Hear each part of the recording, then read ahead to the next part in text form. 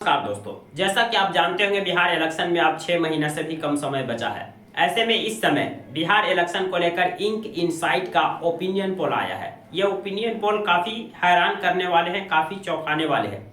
ये opinion poll में जो सर्वे किए गए हैं वो 1 अप्रैल से लेकर 30 अप्रैल के बीच में किए गए हैं। यानी कि ये जो सर्वे है वो 1 अप्रैल से लेकर 30 अप्रैल के बीच का है। आज 14 में है, आज इस सर्वे की रिपोर्ट आई है। इस सर्वे में जो सबसे पहला सवाल लोगों से पूछा गया कि आपके हिसाब से केंद्र सरकार का काम कैसा है, यानी सेंट्रल गवर्नमेंट का काम कैसा है। तो इसमें बहुत अच्छा कहने वाले लोगों की संख्या थी 9.5%, यानी कि बिहार में 9.5% लोगों का मानना है कि केंद्र सरकार अच्छा काम कर रही है। वही अच्छा काम कहने वाले लोगों की संख्या है वो है 51.8%। ये भी आंकड़ा काफ़ी बड़ा है, यानी अच्छा काम कहने वाले। ठीक ठाक कहने वाले की जो संख्या है वो है 34.2%, और खराब कहने वालों की जो संख्या है वो 4.6%। यानी बहुत अच्छा भी ज़्यादा नहीं है और बहुत खराब तो 4.6% ही है। इनके अलावा इस सर्वे में पूछा गया कि आपके हिसाब से राज्य सरकार यानी बिहार सरकार का काम कैसा है। तो बहुत अच्छा कहने वाले की यहाँ जो संख्या है वो 9%। अच्छा कहने वाले की जो संख्या है यहाँ पर 46.2%। ठीक ठाक 32.7%, खराब 11.9%। यहाँ पर खराब वाले जो आंकड़े हैं वो डबल डिजिट में क्रॉस हो रहे हैं। इस सर्वे में अगला सवाल लोगों से पूछा गया कि क्या आपने अगले चुनाव जो बिहार विधानसभा का होने वाला है इसके लिए अपना मन बना लिया है। तो इसमें हाँ कहने वालों की जो संख्या थी वो 80.48%, मतलब 80% लोग मन बना लिए कि हम वोट देंगे, किसे देंगे। वही ना कहने वाले की जो संख्या है वो 10.26%, और कह नहीं सकते ये कहने वाले की जो संख्या है वो 9.25%। यानी कि 9.25% अभी डिसाइड नहीं किए कि हमें किसे वोट देना है, किसे वोट नहीं देना है। अगला सवाल इस सर्वे में पूछा गया कि आपके हिसाब से एमएलए यानी कि बिहार के जो विधायक है उसका काम कैसा है। बहुत अच्छा कहने वालों की जो संख्या थी वो था 12.8%, अच्छा यानी 33.2%, ठीक ठाक 40.7%, और खराब कहने वालों की जो संख्या थी वो 11.7%। कह नहीं सकते ऐसा कहने वाले लोग थे 1.8%। इसके बाद सर्वे में जनता से अगला सवाल पूछा गया कि अगर आज वोट होता है तो आप किसे वोट देंगे। यानी कि आपने वोट देने के लिए जो मन बना लिया है, तो अगर वोट होते हैं तो आप किसे वोट देंगे। तो एनडीए को वोट देंगे ऐसा कहने वाले की जो संख्या थी वो बहुत बड़ा है, यानी 49.8%। हालांकि इस सर्वे पे बाद में सवाल खड़े होंगे।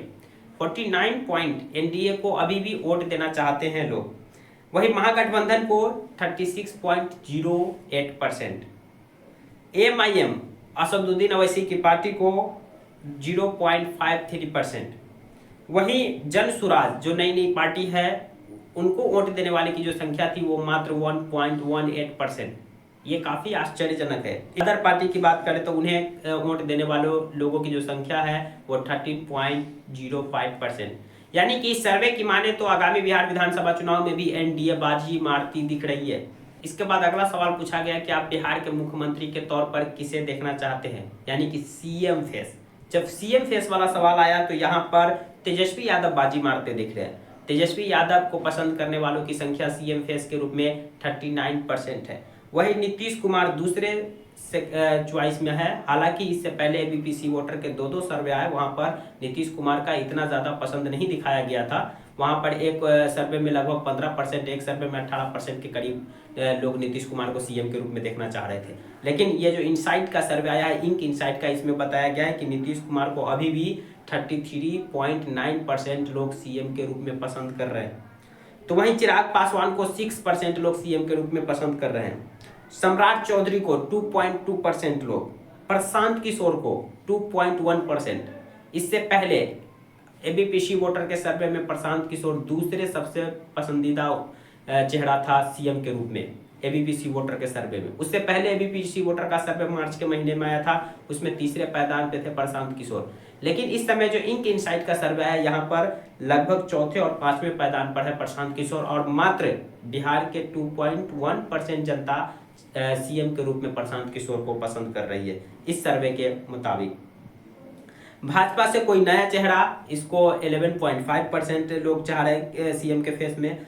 अन्य अदर चेहरे के रूप में 5.2% लोग सीएम के रूप में देखना चाहते हैं।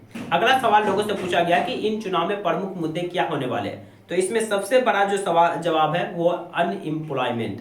अनएम्प्लॉयमेंट सबसे बड़ा मुद्दा, ऐसा कहने वाले लोगों की संख्या 60% है, और यही वो नंबर है जो सरकार को चुभेगी, एनडीए को चुभेगी, क्योंकि ये नंबर छोटा नहीं। 60% लोग मान रहे हैं कि अनएम्प्लॉयमेंट इस चुनाव का सबसे बड़ा मुद्दा है।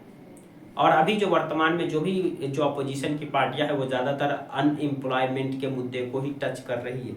वही दूसरा जो सबसे बड़ा मुद्दा है वो है करप्शन दूसरा इस चुनाव में सबसे बड़ा मुद्दा रहेगा, ऐसा 51.2% लोग मान रहे हैं। तो यानी ये दो ऐसे मुद्दे हैं जो सरकार को कटघरे में खड़ा कर सकती है, सरकार के लिए परेशानी खड़ा कर सकती है। एक करप्शन, दूसरा अनएम्प्लॉयमेंट। तीसरा जो सबसे बड़ा मुद्दा है यहाँ पर वो है प्राइस राइज। ऐसा कहने वाले लोगों की संख्या है 44.7%। और चौथे नंबर पर जो है सबसे बड़ा मुद्दा कहने वाले जो लोग हैं उनमें बिजली, सड़क, पानी, ये वो मुद्दे हैं जिसे लोग काफ़ी ज़्यादा प्रेफरेंस दे रहे हैं। बाकी और भी है इस सर्वे में, वो आप स्क्रीन पर आप देख सकते हैं। इस चुनाव में प्रमुख मुद्दे क्या है महिलाओं के लिए, तो महिलाओं के लिए भी सबसे बड़ा मुद्दा अनएम्प्लॉयमेंट।